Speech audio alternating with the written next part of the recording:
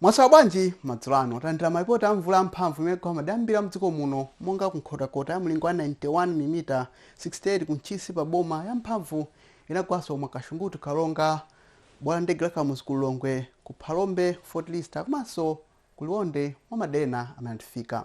Mvula yamphamvu chonchi sinasiye pompa inagwaso ku Chinkhowe, Khadabe, Kahenga, kuchitipa pa boma, Kulumphi komanso kumpamba EPA Khadabe ya mlingo wa 18 mm inagwaso kuna mwera agriculture kumangochi.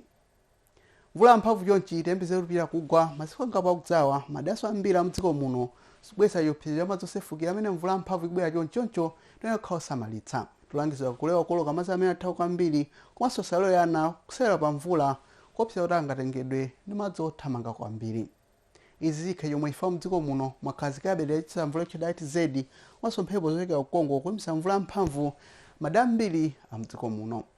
Padai pano longozo abe namondwe amene wabuka kumpoto chakumvuma kwa dziko la Madagascar ndipo amene alipa akuyenda abe kumalo wa chinkatikati yamchere ya India ndipo amene alipa sakuopseza nyengo kwathu kuno ku Malawi.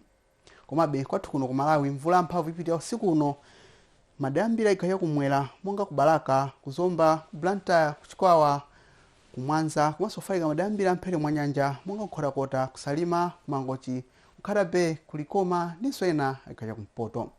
Mawu zazizira pang'ono matikokona 18 kunzuzu komanso Kulumphi 23 madambiri amphere mwa nyanja kuzafuna madikola 24 kwa Ngabu ndi kunsanje. Mvula izakhalapo sotu mawa madeo chuluka amphere mwa nyanja imenso bwino lino ingazafalike madeo ambiri aikacha pakati kumwera komanso ena aikacha kumpoto. Kuzatentha pang'ono mawacha kumasana ndi matikokwana 29 madambiri amphere mwa nyanja kwambiri kwa Ngabu ndi kunsanje matikokwana 36 komabe nyengo ofunda pang'ono kuyambisa kunzuzu ndi Kulumphi ndi matikokwana 24.